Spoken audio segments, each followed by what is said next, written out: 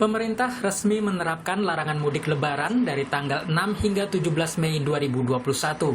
Presiden Joko Widodo menegaskan, keputusan ini diambil melalui berbagai pertimbangan, utamanya karena kecenderungan kenaikan kasus COVID-19 pasca libur panjang. Saya mengerti, kita semuanya pasti rindu sanak saudara di saat-saat seperti ini, apalagi di lebaran nanti, tapi mari kita utamakan keselamatan bersama dengan tidak mudik ke kampung halaman.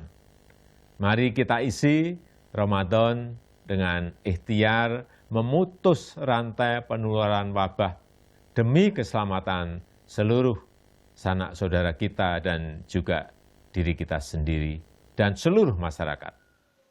Kepala Korlantas Polri Irjen Istiono mempersilahkan warga yang ingin mudik sebelum larangan mudik berlaku dengan tetap menerapkan protokol kesehatan. Di awal sebelum tanggal 6 ya silahkan aja. Ya, kita perlancar, setelah tanggal 6 mudik tidak boleh. Kita sudah sekat itu. Yang berbahaya ini kan berkumpul bersama-sama, kerumunan bersama-sama. Ini akan meningkatkan penyebaran COVID-19. Kita harus antisipasi. Gubernur Jawa Barat Ridwan Kamil meminta Polda Jabar untuk memperketat jalur mudik lebih awal. Tujuannya untuk mengantisipasi warga yang mencuri kesempatan mudik lebih awal. Ridwan Kamil menegaskan, sanksi sudah disiapkan bagi warga yang melanggar aturan larangan mudik. Kami menyadari banyak yang curi-curi mudik ya di luar tanggal yang sudah ditetapkan. Oleh karena itu, Kepolisian Daerah Provinsi Jawa Barat sudah menyiapkan penyekatan-penyekatan, razia-razia di daerah-daerah sebelum di tanggal yang biasanya dipakai untuk mudik. Sementara Gubernur Jawa Tengah Ganjar Pranowo memastikan 35 kota kabupaten di wilayahnya kompak soal larangan mudik. Ganjar juga meminta paguyuban warga Jateng di Jakarta dan Jawa Barat untuk memberikan pemahaman terkait mudik. Kemudian sosialisasi di tempat sumber kawan-kawan saudara kita bekerja, Pama yang di Jakarta. Maka paguyuban kita minta untuk nanti membantu sosialisasi, itu jauh lebih penting agar masyarakat bisa mengerti. Masyarakat yang nekat mudik dengan kendaraan pribadi pada periode larangan mudik akan dikenakan sanksi putar balik. Sementara bagi kendaraan travel atau angkutan umum yang digunakan untuk mengangkut penumpang akan diberi sanksi tilang. Tim Liputan Kompas TV. Lalu bagaimana pengawasan pihak kepolisian terhadap warga yang nekat mudik lebih awal? Mampukah aturan larangan mudik ini mencapai tujuan utamanya, yaitu menekan penularan COVID-19 secara nasional? Kami bahas bersama Kepala Bagian Operasional Korps Lalu Lintas Polri, Kombes Rudi Antariksawan. Selamat malam, Pak Rudi. Selamat malam, Mbak Sofi.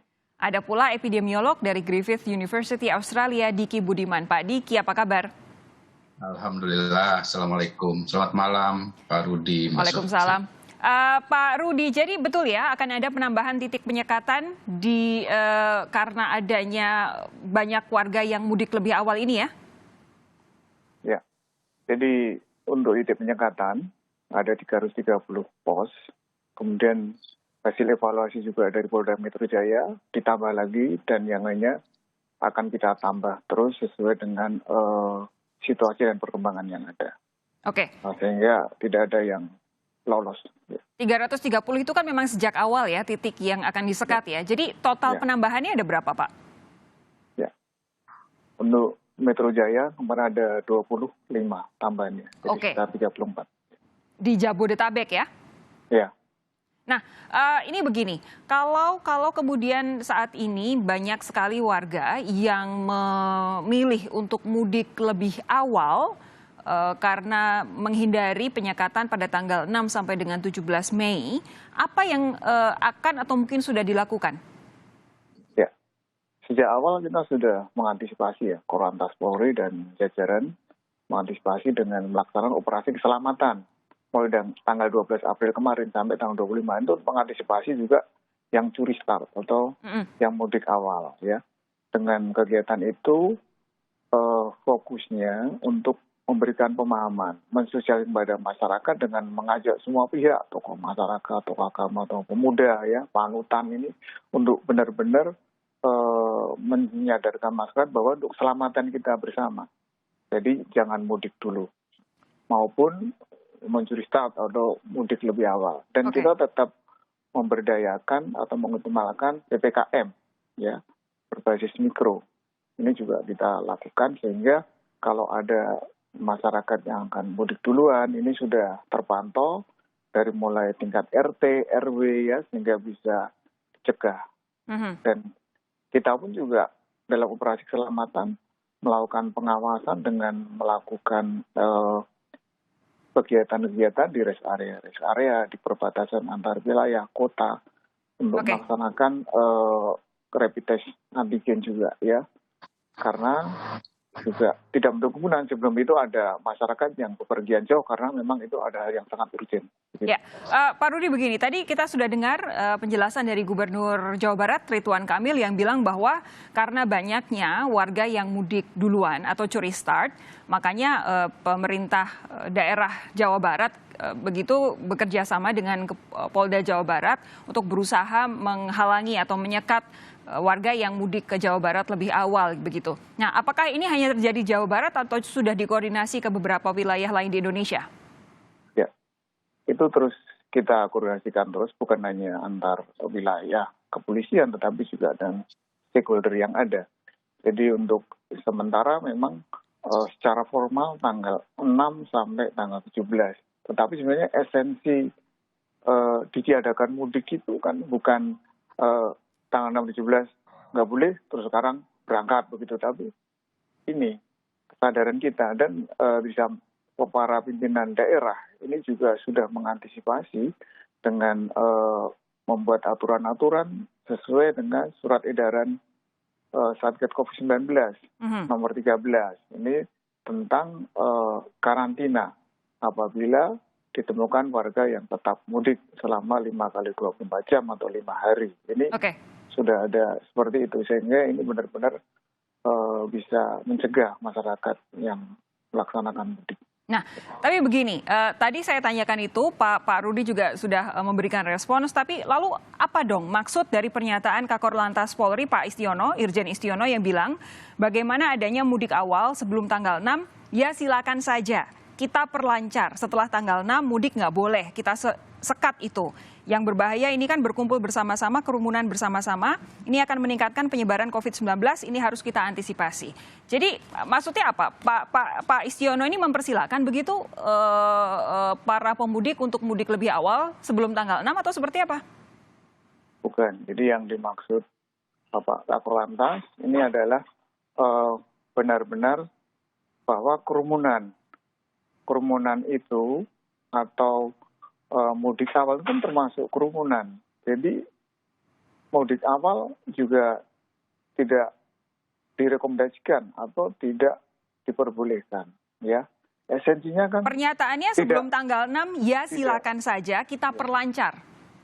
Ya, itu sudah dalam artian silakan saja itu kalau ada masyarakat yang urgent atau benar-benar ada kepentingan, ya mungkin melayat atau menengok orang tuanya sakit keras itu. Jadi bukan berarti terus sebelum itu boleh mudik ya. Oke, walaupun kalimatnya bagaimana adanya mudik awal sebelum tanggal 6 silakan saja kita perlancar. Tidak spesifik untuk para pemudik ini berarti? Iya, bukan untuk para pemudik. Itu sudah disampaikan beliau langsung pada media juga setelah itu. Karena setelah Pak Istiono memberikan pernyataan, waktu itu Pak Doni juga bilang, ayo dong jangan mudik. Pak Jokowi juga kemudian mengeluarkan pernyataan meminta masyarakat untuk tahan dulu, sabar dulu begitu. Karena kita harus istiqomah untuk menghadapi COVID-19, memutus penularan penularan virus corona begitu. Pak Diki, kalau kemudian Anda melihat apa yang terjadi di Indonesia saat ini. Pemerintah sudah sejak jauh-jauh hari mengumumkan larangan mudik tanggal 6 sampai dengan tanggal 17. Ada tadi pernyataan dari Kakor Lantas sudah diklarifikasi oleh Pak Rudi. Tapi kemudian ada pernyataan lain dari Kepala Satgas, Pak Doni dan juga Pak Jokowi. Nyatanya di lapangan banyak juga masyarakat yang mudik lebih awal. Apa yang bisa Anda sampaikan soal hal ini?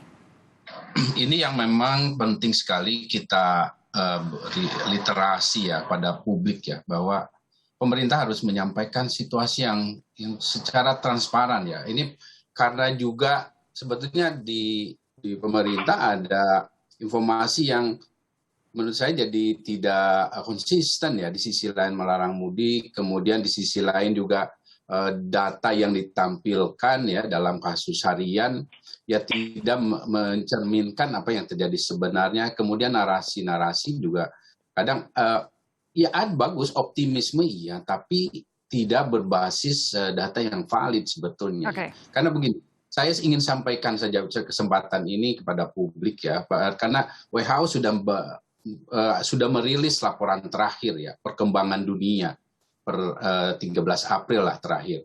Nah Indonesia di kawasan kita ini, Indonesia itu di Southeast Asia ya wilayah kan, itu hanya ada 2 negara di kawasan itu yang masih dalam level community transmission, Indonesia dan Bangladesh. Ini adalah satu situasi yang menempatkan sebenarnya Indonesia dalam situasi serius gitu. Jadi apa yang disampaikan Pak Kepala Negara, kemudian tadi Pak Kakor Lantas juga sudah diklarifikasi, itu yang betul ya. Jadi bukan mau dicepatkan atau dilambatkan, karena yang penting adalah membatasi pergerakan, interaksi dan mobilitas ini. Semuanya sebetulnya tidak boleh dalam kondisi saat ini, tidak boleh.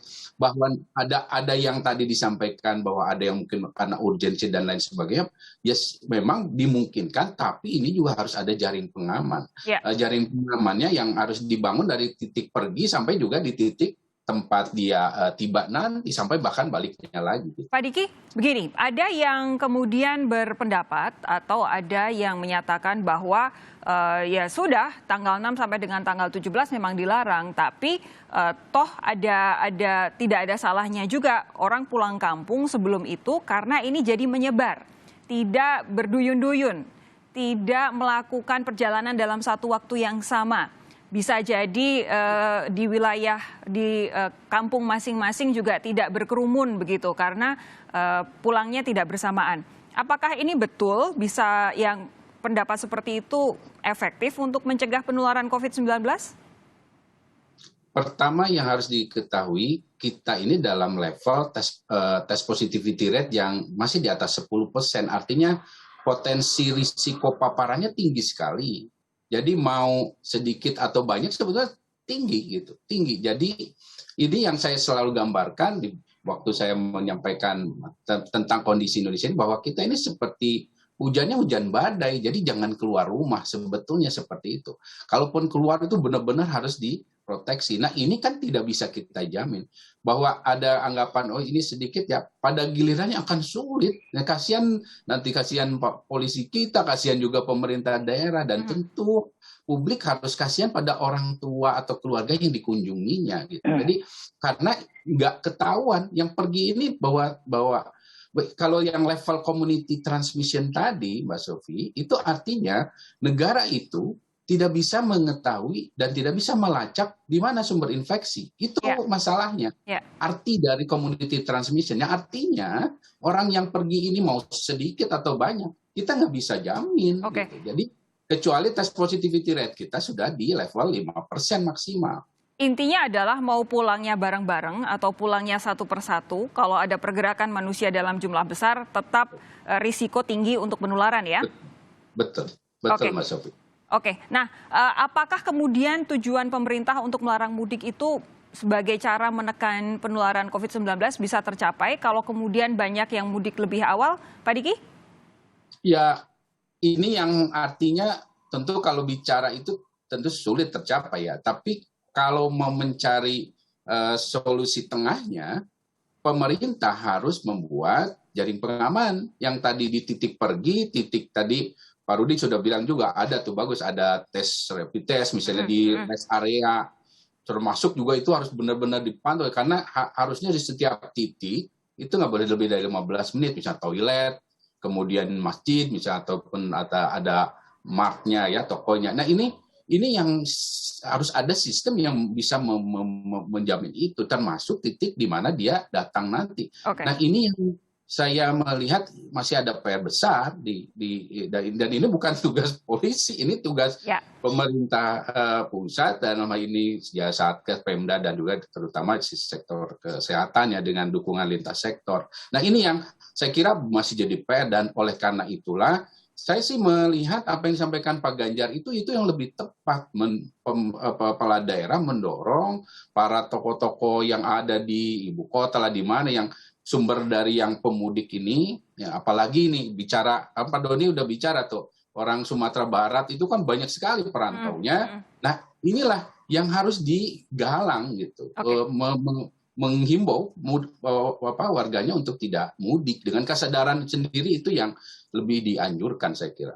Lalu bagaimana sebenarnya sistem pengawasan protokol kesehatan atau mungkin juga warga yang mudik lebih awal ini saat ini dan juga beberapa waktu mendatang sebelum tanggal 6 akan dijawab oleh Pak Rudi sesaat lagi. Saudara, Anda tetap bersama kami di Sapa Indonesia Malam.